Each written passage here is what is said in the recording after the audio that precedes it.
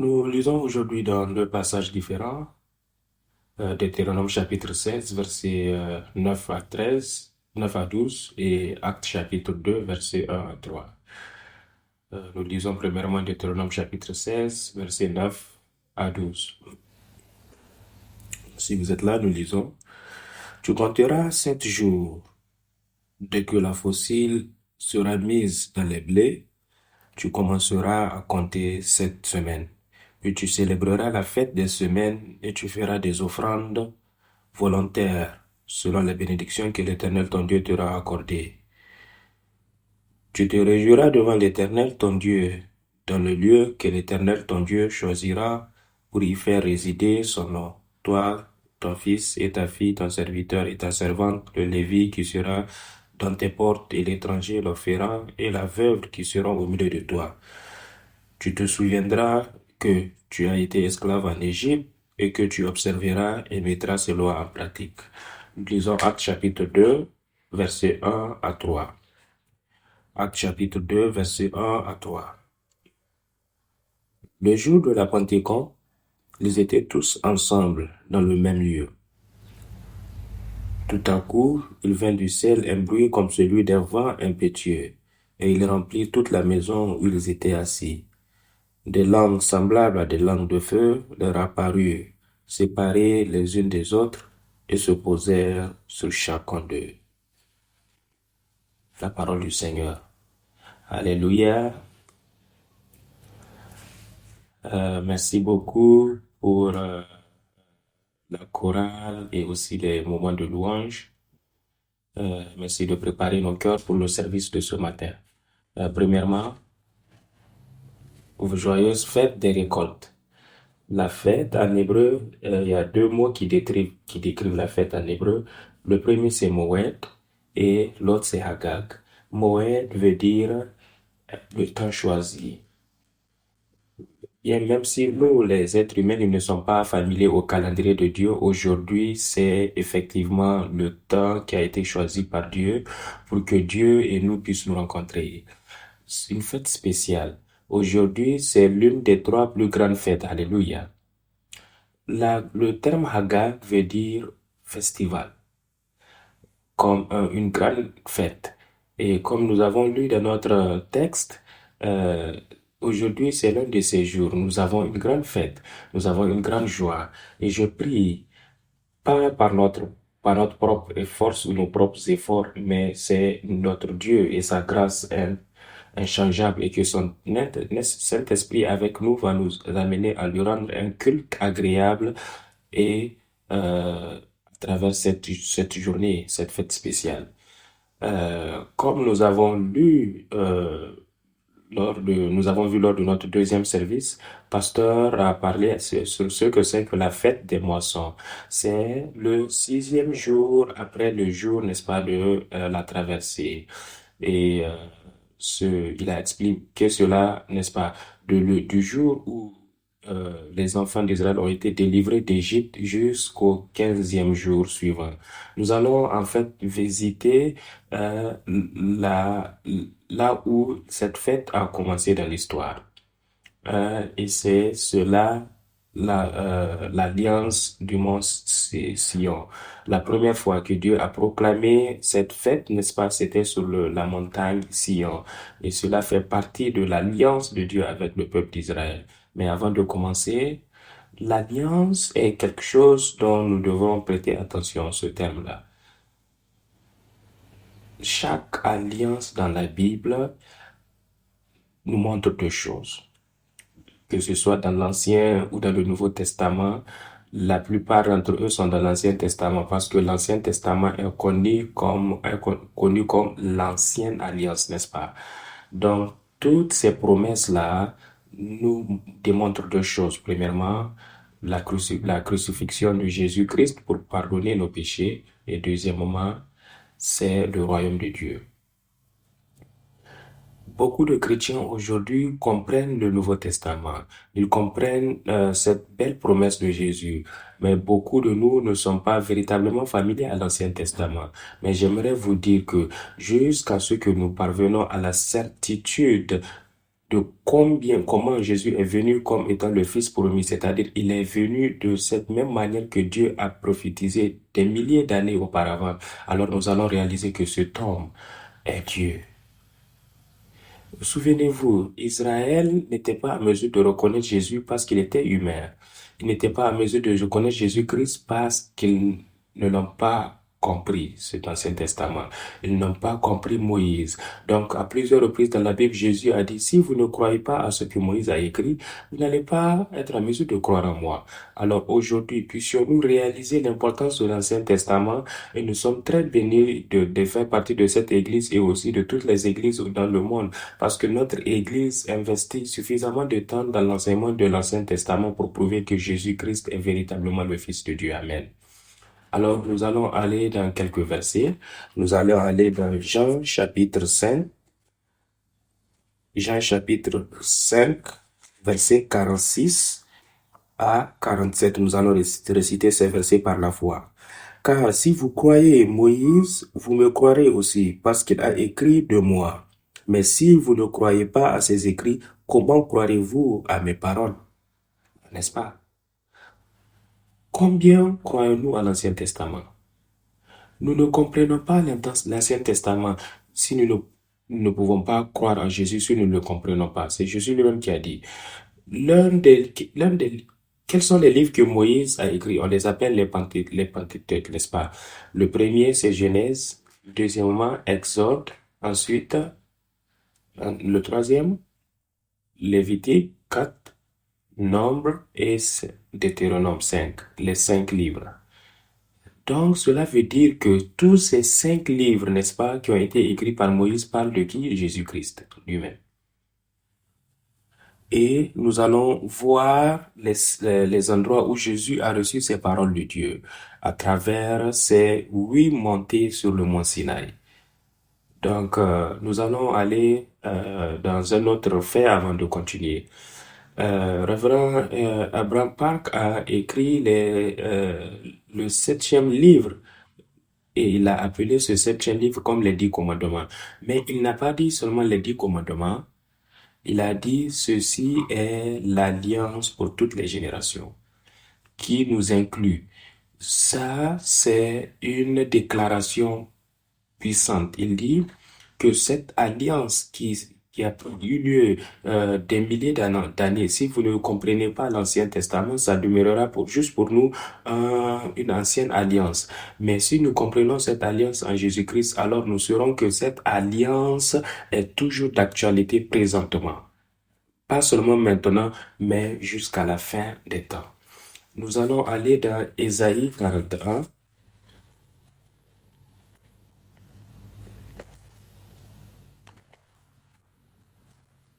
Lisons Ésaïe 41. J'ai préparé cela pour que nous puissions lire très vite, n'est-ce pas? Ésaïe 41, verset 4. Qui a fait et exécuté ces choses? C'est lui qui a appelé les générations dès le commencement. Moi, l'Éternel, le premier et le même jusqu'au dernier jour. Dieu est en train de dire que c'est lui qui a appelé toutes les générations, d'où depuis le début. Dans la traduction coréenne, c'est les générations en génération. Dieu a appelé toutes les générations, de temps anciens jusqu'à ce moment.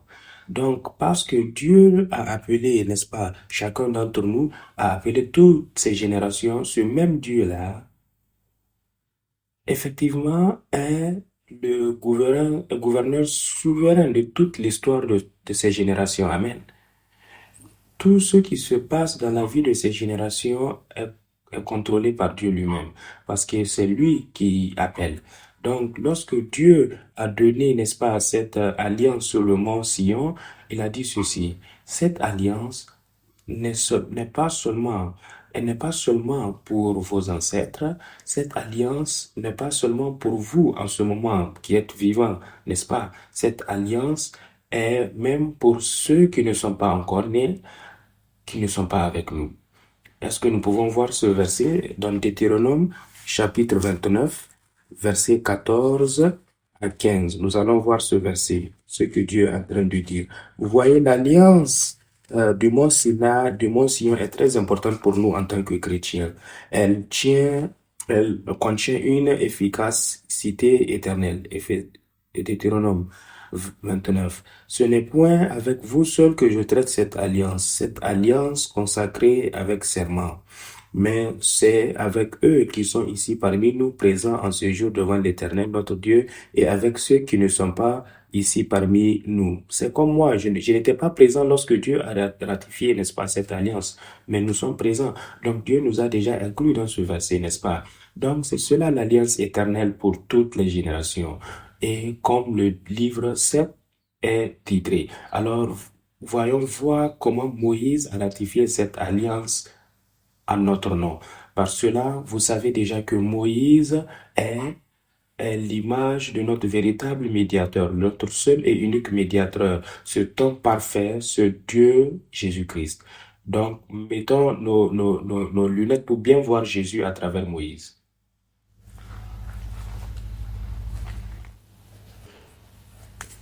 Ça fait longtemps.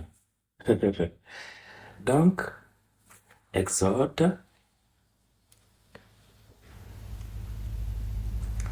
ce qui m'impressionne beaucoup, ce sont les dates. Nous venons de voir que, nous venons de dire que c'est une histoire ancienne et quelque chose qui est une sorte de légende ou un mythe, n'est-ce pas? Quelque chose qui s'est passé mais que nous ne pouvons pas prouver si c'est vraiment arrivé. Est-ce que vous pouvez prouver de nos cœurs? Ah, nous avons toujours, n'est-ce pas, des ondes d'ombre dans nos cœurs. Mais vous voyez ce que Satan fait, c'est qu'il essaye de flouter les dates de ces événements qui ont eu lieu dans la vie, dans la Bible, pour que nous puissions trébucher, n'est-ce pas, dans la véritable croyance de la Bible. Donc voilà alors le Dieu révérend Park qui vient à travers sa solitude sur le montagne, sur la montagne en Corée, était en mesure de dire que Seigneur, je veux véritablement croire en ta parole. Et Dieu lui a donné la compréhension à travers le Saint-Esprit, les dates et tous les événements qui sont passés dans la Bible, comme nous les recevons aujourd'hui. Alors nous allons retourner dans la Bible. Il y a les dates dans la Bible, c'est juste que nous ne les voyons pas. Premièrement, l'Exode, un événement historique. Beaucoup d'esclaves qui étaient dans les liens pendant 400 ans, soudainement, ils sont libérés. Ça, c'est un miracle en soi-même. Cette date-là n'est pas juste arrivée comme ça de manière hasard, mais c'est Dieu lui-même qui a choisi cette date en tant dans Exode chapitre 12, n'est-ce pas? Verset 41. Donc, à la fin, les Israélites sont sortis. Chaque moment, chaque seconde était enregistrée par Dieu. Et c'était quelle date? Le premier mois, le 15e jour. Et ça, c'est le jeudi. Cela se trouve dans Nombre, chapitre 33, verset 1. Donc, d'Exode, ils ont pris combien de jours? Ils sont arrivés dans le désert de Sion. Et lorsqu'ils sont arrivés au désert de Sion, même les dates ont été présentées ici. C'était le troisième mois de ce jour-là. Donc, ça veut dire le premier jour en hébreu. Donc, troisième mois, premier jour. Vous savez, je ne dis pas janvier, février, mars parce que c'est le calendrier juif. Donc, ça, c'est dimanche. Et on peut le voir dans Exode chapitre 19, verset 1. Donc, à partir de là, Moïse, le jour suivant, à partir du troisième mois, le premier jour, est allé sur le mont Sinaï 8 fois. Même les Juifs, euh, même les Juifs, n'est-ce pas, qui ont rédigé, qui ont rédigé, n'est-ce pas, et même les Juifs messianiques, ils n'étaient pas en mesure de déterminer combien de fois Moïse est allé sur la montagne Sion, parce que l'événement semble être partout, n'est-ce pas, en Exode, en Deutéronome, avant, est-ce que c'est avant ou c'est après, c'est mélangé. Mais cela a été tracé correctement par Révérend Park. Alors, première montée, deuxième montée, troisième, quatrième, cinquième, sixième, septième et huitième. Donc, voilà. Ils sont arrivés au troisième mois, premier jour. Donc, le jour suivant, troisième mois, deuxième jour, qui est donc lundi, n'est-ce pas? Lundi. Et le prochain jour, c'était le troisième mois, troisième jour, mardi. Et il a sauté un jour, donc ah, désolé. Donc, le cinquième jour, il a sauté le mercredi, n'est-ce pas? Donc, ça, ici, c'est jeudi. Et ensuite, le jour prochain, c'est vendredi. C'est facile, n'est-ce pas? Si on le fait de cette manière, n'est-ce pas? Mais on commence là, c'est dans la Bible. Et ensuite, la cinquième fois qu'il est allé, c'était le septième jour qui est samedi. Et ensuite, vous savez, 6, 7 et 8, il a eu, n'est-ce pas, 40 jours. 40 jours. Donc là, c'est du troisième mois du huitième jour qui est le dimanche au quatrième mois, le 17e jour qui est jeudi.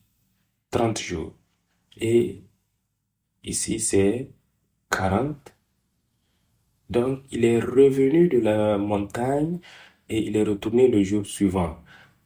Il a quel âge? 80 ans. Est-ce que vous connaissez la hauteur de la montagne? 2000, 2291 mètres.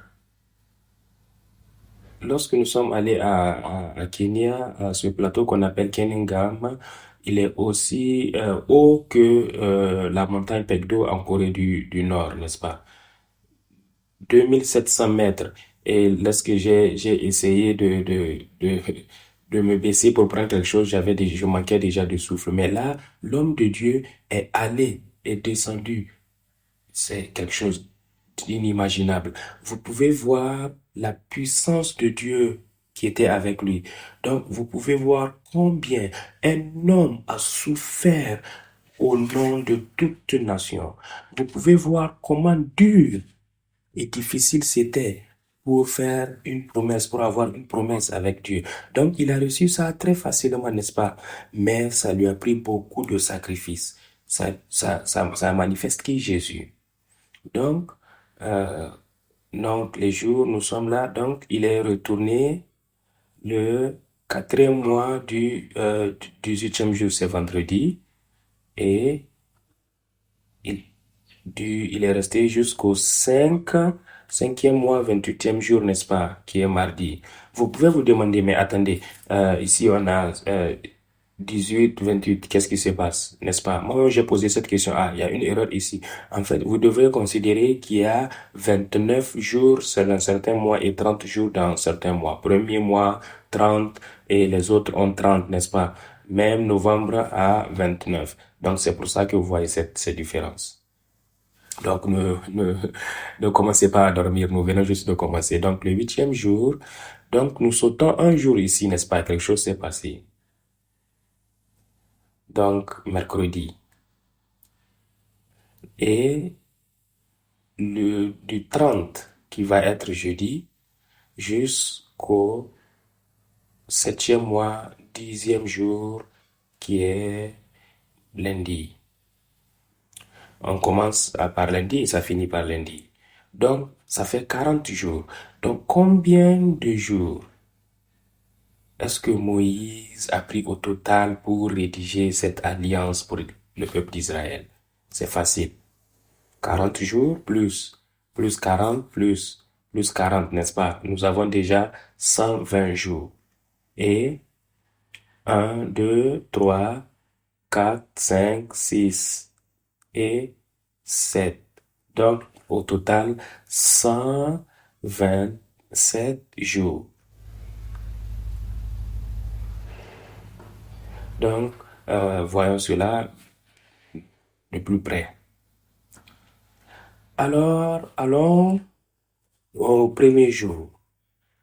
Ils sont arrivés finalement à la montagne de Sion, autant pour moi,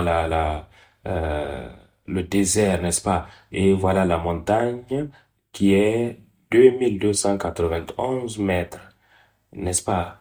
Donc, Moïse est monté le premier jour, le troisième mois, le deuxième jour, n'est-ce pas? Ici, Dieu a proposé quelque chose. Et, et faisons une alliance. Qui sommes-nous? Notre Dieu Tout-Puissant dit, faisons une alliance. Et qui fait cette alliance avec Dieu? Les enfants d'Israël. Est-ce que vous savez qu'il y a une expression qui se répète? Souvenez-vous, vous étiez esclaves en Égypte, n'est-ce pas? Dieu est en train de mettre l'action sur qui nous étions avant ce jour de l'établissement de cette alliance. Nous étions des esclaves en Égypte, n'est-ce pas? Donc, lorsque Dieu proposa de faire cette alliance, il dit, s'il vous plaît, ne pensez pas que c'est pas à cause de votre justice que je fais cette alliance avec vous. Israël est en fait un nombre minime dans le monde. Vous n'avez aucune justice devant moi. Vous êtes des esclaves. Mais je fais une alliance avec vous parce que ma promesse avec Abraham, à cause de ma promesse avec Abraham, Isaac et Jacob et Joseph. Et voilà donc ce qu'il dit. Il dit, Dieu ici dit, voilà l'alliance. Je ferai de vous ma possession.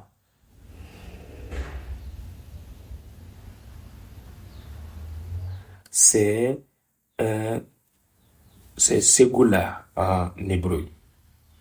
Donc, même si nous sommes esclaves, nous n'avons aucune justice. Dieu dit, je ferai de vous Ségoula. Ségoula qui veut dire une couronne, pas juste un quelconque trésor, mais une couronne, le meilleur des meilleurs. Et il dit aussi, vous serez au royaume de sacrificateurs. Royaume de sacrificateurs. Le mot royaume vient du mot Meleka.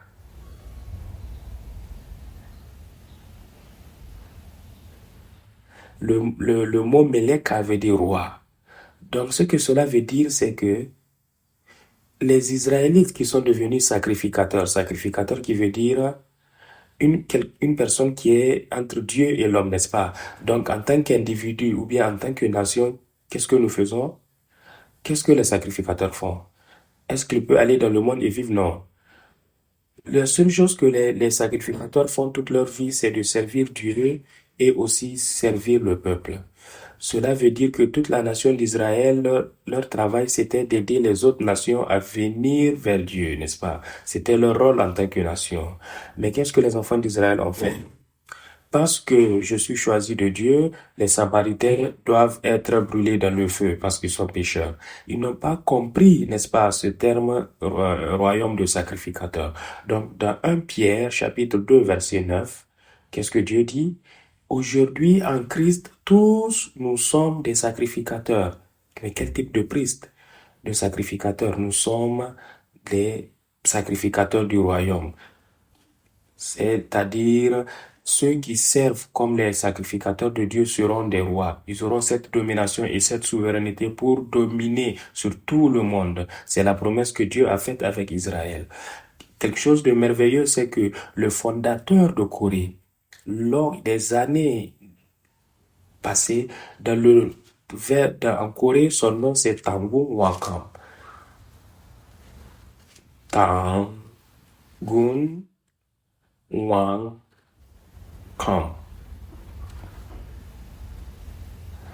Le terme Tangun veut dire sacrificateur. Wang en Corée, c'est roi. Wangam veut dire roi. Donc, le fondateur de cette nation, déjà, en fait, nous sommes l'une des nations qui adorait le ciel. Le fondateur de cette nation, c'est roi sacrificateur. Donc, Coréa, nous, en tant que héritage coréen, nous sommes, n'est-ce pas, les enfants du sacrificateur, n'est-ce pas, roi. Donc, nous sommes aussi le peuple du sacrificateur roi. Quelle merveille, n'est-ce pas? Amen. Donc, nous imaginez, Moïse est allé à cette journée et il est revenu. Il est allé et il s'est revenu le même jour. Je vais vous donner le verset. C'est j'ai pas le temps, mais voilà, c'est en Exode chapitre 19. Exode chapitre 19. Donc, il est revenu. Il dit, hey, Dieu m'a dit au sommet de la montagne qu'il va faire de nous ce goût-là. Il veut faire de nous Mégala. Il veut faire de nous des sacrificateurs des rois. Est-ce que vous voulez? Le peuple a dit quoi? Qui va dire non? Ils étaient, oui, oui, oui, oui, nous voulons. Oui, nous allons faire comme Dieu a dit. Alors, qu'est-ce que Moïse a fait? Le jour prochain, souvenez-vous, qui est Moïse? Il est un médiateur. Il n'y a pas de téléphone en ce temps, n'est-ce pas? Il n'y a pas de cacao. Il a fait quoi? Il a pris cette réponse du peuple et il est retourné jusqu'à la montagne le jour suivant. Il a dit, Dieu, Dieu, Dieu, voilà ce que le peuple a dit. Ils ont dit oui, oui, oui. C'est ce qui s'est passé. Vous savez, je ne savais pas l'importance de ce terme médiateur dans nos vies. Je pensais que j'étais tellement arrogante que je pouvais aller moi-même vers Dieu. Mais ce n'est pas le cas. Nous pouvons parler à Dieu, l'appeler notre Père à cause de qui? Parce que nous avons ce médiateur Jésus-Christ. Il y a un seul médiateur, 1 Timothée, chapitre 2, verset 5. Un seul et unique médiateur, un Dieu parfait, un homme unique qui est Jésus-Christ. Donc remercions notre Seigneur Jésus-Christ parce qu'à travers lui, nous n'avons plus allé sur le mont Sinaï 8 fois. Nous n'avons plus allé, n'est-ce pas, à Jérusalem pour comprendre la Bible. J'ai entendu cet exemple drôle. Pasteur Philippe a l'habitude de donner cet exemple comment le révérend Park a lu la Bible 800 fois. Et il y a un jeune très intelligent qui dit, ah, je suis très content, je suis béni aujourd'hui. Il dit, pourquoi? Il dit, je ne peux pas lire la Bible plusieurs fois, mais parce que j'ai lu l'histoire de la rédemption, c'est comme si j'ai lu la Bible 800 fois. Parce que je suis en train d'apprendre d'un homme qui a lu la Bible 800 fois. Nous avons dit, waouh, c'est la vérité. Pourquoi nous ne pouvons pas donner, nous devrons être reconnaissants pour cela. Donc, nous devrons être reconnaissants pour cette parole que nous recevons. Alors, ici, qu'est-ce que vous pensez est la réponse de Dieu? Ah, Dieu, les gens ont dit, oui, c'est bon, faisons cela. Alors, Dieu a dit, attends. Tu dois te consacrer. Tu dois te consacrer pendant 3 jours.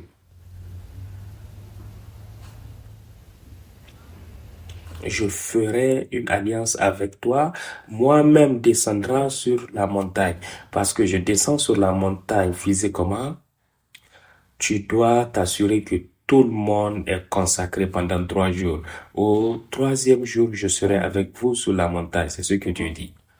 Donc, ça, c'est toujours Exode chapitre 19. Exode chapitre 19, verset 13. Donc, une chose que j'aimerais que vous remarquiez ici au chapitre 19, c'est que Dieu est descendu et il est apparu à Moïse, n'est-ce pas? Mais ensuite, il est apparu sur une nuée sombre. Si vous remarquez, Dieu ne se révèle jamais. Il ne révèle jamais son visage. Les gens entendent sa voix. Pourquoi, selon vous, Dieu ne se montre pas à Moïse ou au reste du peuple? Je pense qu'il est descendu, n'est-ce pas, jusqu'à la montagne pour faire cette alliance. Ne pensez-vous pas que si Dieu se montrait à nous, ça serait plus clair pour nous de croire? Aucun doute, n'est-ce pas?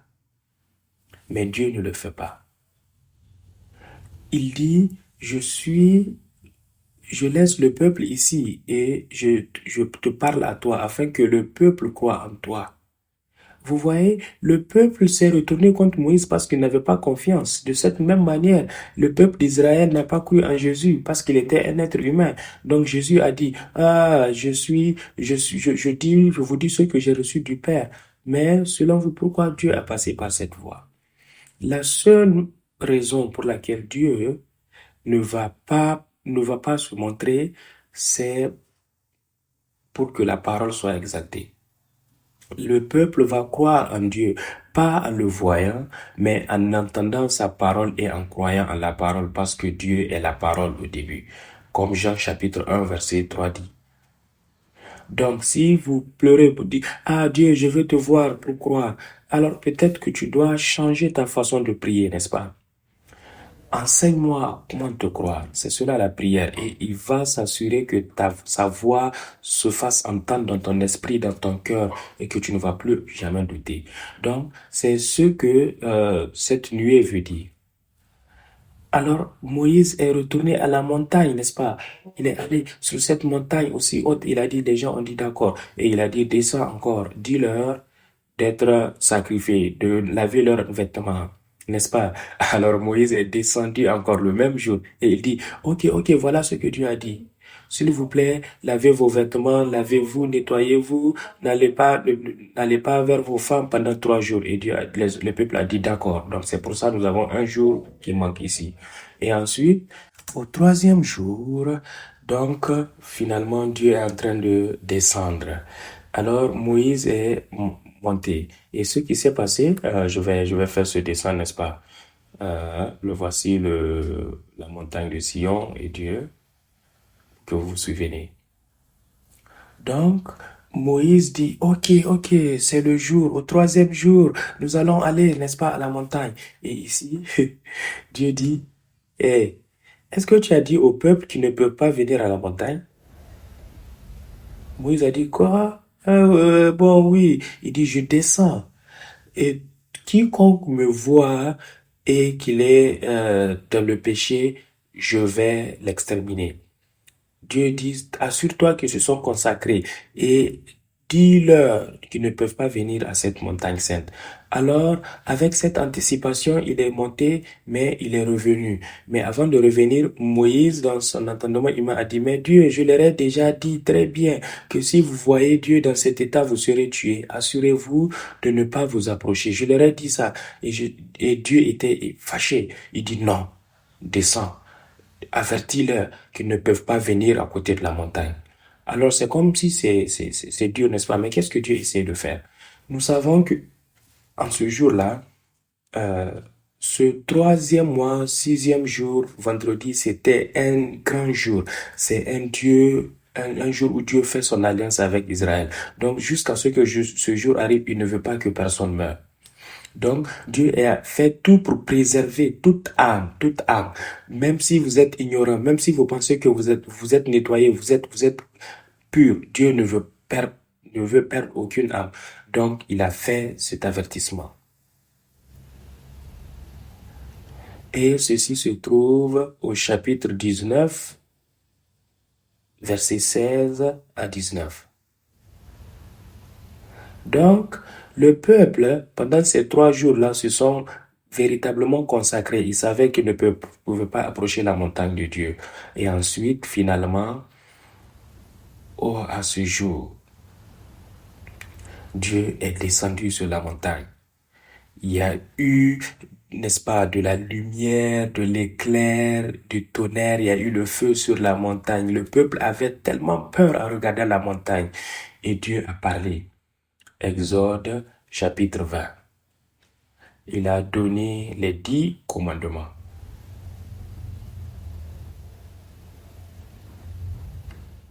Et à partir du chapitre 20, 21 et 22, je pense que jusqu'à 23, Dieu a donné les 10 commandements et dans ces versets, il a donné les lois spécifiques.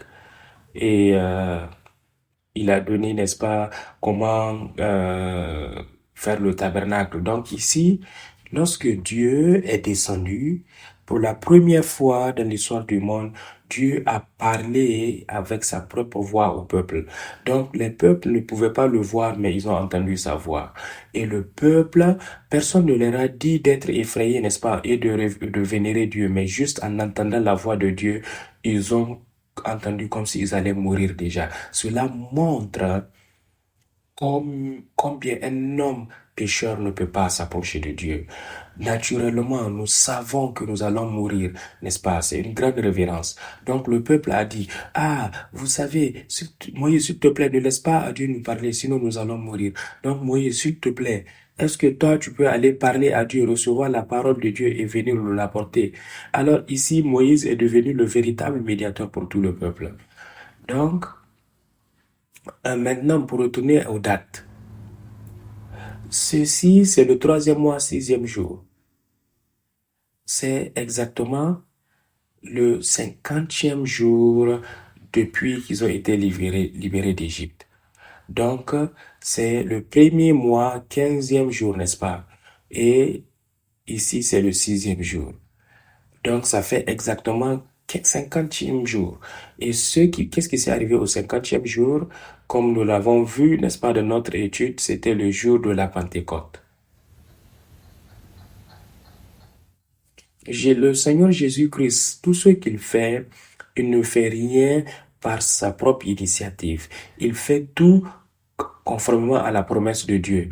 De la même manière que Dieu a prophétisé à Exode, n'est-ce pas, chapitre 12, quand l'agneau a été immolé, ça démontre Jésus. Et 50 jours après la résurrection de Jésus, la réelle Pentecôte, n'est-ce pas, est arrivée. L'Esprit Saint est descendu sur les disciples. Donc, vous voyez, les dates et le temps, Dieu est en train d'œuvrer exactement comme il a planifié, exactement comme il a promis. Et voilà ce que les dates nous prouvent. Donc, regardons quelques versets. Vous pouvez cela. Exode, chapitre 19. Exode, chapitre 19. Voilà quel type de programme Dieu fait avec Israël. Exode, chapitre 19. Maintenant, si vous obéissez à ma voix et vous gardez mon commandement, vous serez ma possession parmi toutes les nations. Et vous serez pour moi un royaume de prêtres et une nation sainte. C'est l'alliance que Dieu est en train de faire avec nous, si vous obéissez à ma voix. Donc, allons-y. Lorsque Dieu a parlé des 10 commandements, c'est exactement le 50e jour. Il a dit à ce jour-là, c'est-à-dire la promesse du Saint-Esprit est descendue sur le peuple qui s'est réuni. Donc, allons-y à Actes chapitre 2, versets 1 à 4. Lorsque le jour de Pentecôte arriva, ils étaient ensemble dans la chambre haute et soudainement il arriva du ciel un bruit. Vous voyez, c'est exactement ce qui s'est passé au mont Sinaï, n'est-ce pas? N'est-ce pas? La voix de Dieu comme un tonnerre. Cette voix effrayante de Dieu parlait en ce jour. C'est de cette même manière qu'est-ce qui est venu, n'est-ce pas? Le bruit. Et elle a rempli toute la maison où ils étaient, n'est-ce pas? Et suivant, ensemble, des langues semblables à des langues de feu leur apparurent séparées les unes des autres et se posèrent sur chacun d'eux. Et ils furent tous remplis du Saint-Esprit et se mirent à parler en d'autres langues selon que l'Esprit leur donnait de s'exprimer. Donc, qu'est-ce que c'est que la Pentecôte? La Pentecôte, c'est le jour de recevoir, n'est-ce pas, ce bruit comme du vent qui vient du ciel. C'est aussi ce qu'on appelle le Saint-Esprit. Mais euh, de- juste après avoir entendu cela, ils étaient à mesure, n'est-ce pas, d'honorer Dieu. De cette même manière, lorsque les enfants d'Israël ont expérimenté la Pentecôte, qu'est-ce qu'ils ont reçu? Ils ont reçu les 10 commandements. Et c'est ce que vraiment Abraham Pack a expliqué dans son 7e livre, n'est-ce pas? Toute la Bible entière, en fait, se tourne autour de ces dix commandements. C'est le Saint-Esprit qui a inspiré la Bible et les 10 commandements sont dans le Saint-Esprit. Mais nous, en tant que chrétiens, parce que nous sommes trop ignorants dans la connaissance de la Bible, lorsque nous disons 10 commandements, c'est comme quelque chose qui est en train de nous étrangler, n'est-ce pas? Parce que si nous les violons, nous allons mourir. Nous sommes effrayés, nous avons peur des 10 commandements, nous ne connaissons pas l'essence des 10 commandements, mais c'est précisément ce que Révérend Park explique dans le 7e jour à travers le terme, les 10 mots. C'est le Saint-Esprit.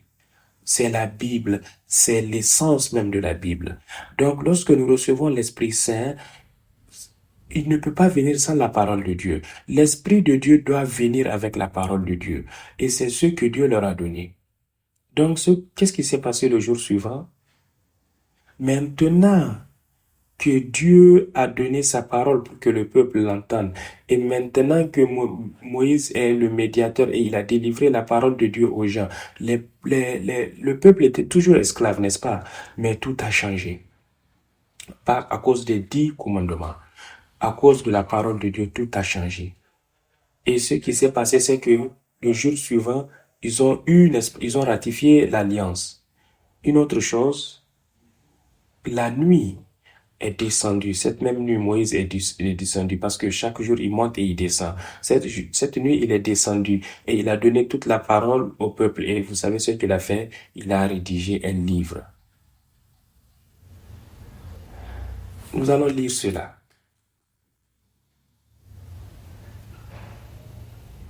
Mais avant cela, j'ai oublié est-ce qu'on peut aller dans Romains chapitre 8? Romains chapitre 8, verset 15, pour voir ce que c'est que le Saint-Esprit. Romains chapitre 8, verset 15. Et vous n'avez point reçu un esprit de servitude pour être encore dans la crainte. Ils étaient esclaves auparavant, mais maintenant, vous avez reçu un esprit d'adoption par lequel nous crions Abba, Père. Donc, à cause des 10 commandements qui sont descendus à eux, ils peuvent maintenant appeler Dieu leur Père. Ils ne sont plus des esclaves. Et, prochain slide, et c'est cela le premier fruit du Saint-Esprit. Romains chapitre 8, verset 23. Mais nous aussi, ayant reçu les fruits du Saint-Esprit, nous aussi nous soupirons en nous-mêmes en attendant l'adoption, la rédemption de notre corps. Donc, frères et sœurs, aujourd'hui, c'est la fête des moissons. C'est 50 jours, n'est-ce pas? 50 jours après l'agneau immolé. Donc, après, n'est-ce pas, 50 jours après le départ d'Égypte, ils ont reçu les 10 commandements. Et en ce vendredi, qui est le 50e jour, c'est la fête des récoltes. C'est le jour où nous avons reçu les 10 commandements. C'est le jour où nous avons reçu le Saint-Esprit.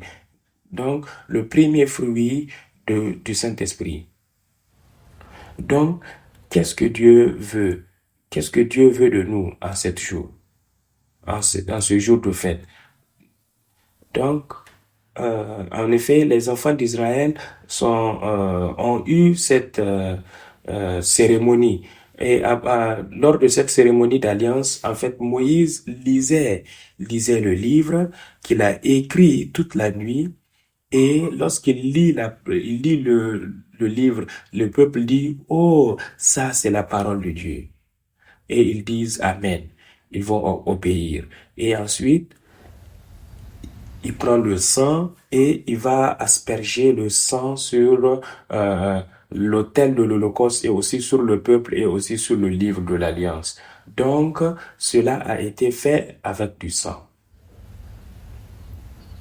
Ce qui signifie que quiconque brise cette alliance va perdre sa vie. Donc, c'est l'alliance par le sang. Mais allons-y à ce verset. Exode chapitre 24, 3 à 4.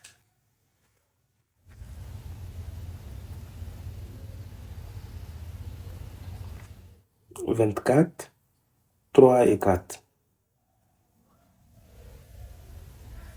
Vous voyez, lisons à partir du verset 4.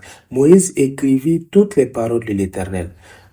Avant donc de les lire, en fait, ça c'est très important. Pourquoi? Parce que cela nous démontre, n'est-ce pas, la divinité des Écritures. Ce que Moïse a écrit en ce jour-là, c'est nos Pentateuques, n'est-ce pas, dans la Bible.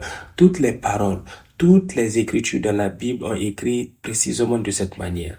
Moïse a reçu la parole directement de Dieu et il a écrit cela. Et selon qu'il est écrit en 1 Pierre chapitre 1 verset 21, c'est pourquoi la Bible est parfaite en elle-même, n'est-ce pas? Dieu dit que la Bible en elle-même est une prophétie.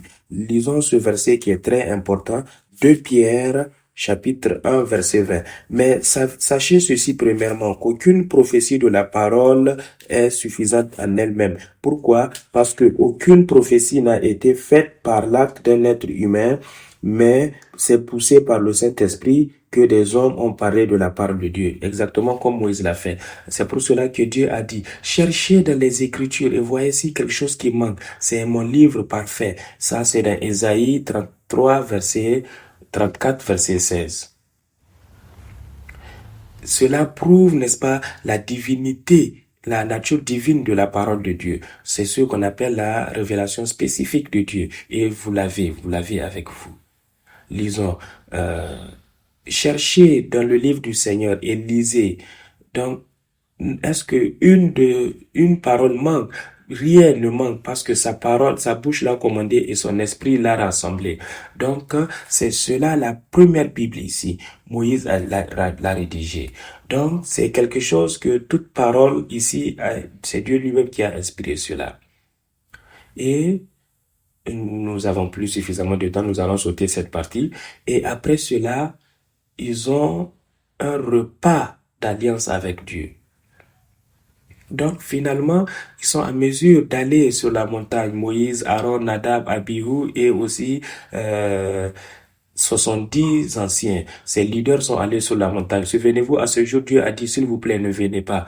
Mais soudainement, nous voyons que après que la parole leur est donnée, tout a changé. Maintenant, ils peuvent venir à la montagne. Mais pas seulement ils peuvent voir Dieu, pas seulement ils peuvent manger et boire avec Dieu. Et Dieu les a appelés les nobles.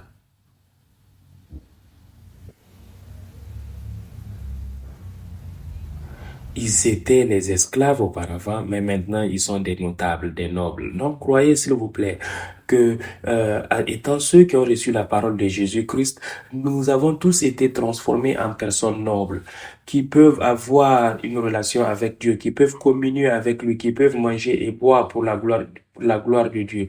Nous avons été faits de cette manière. Amen.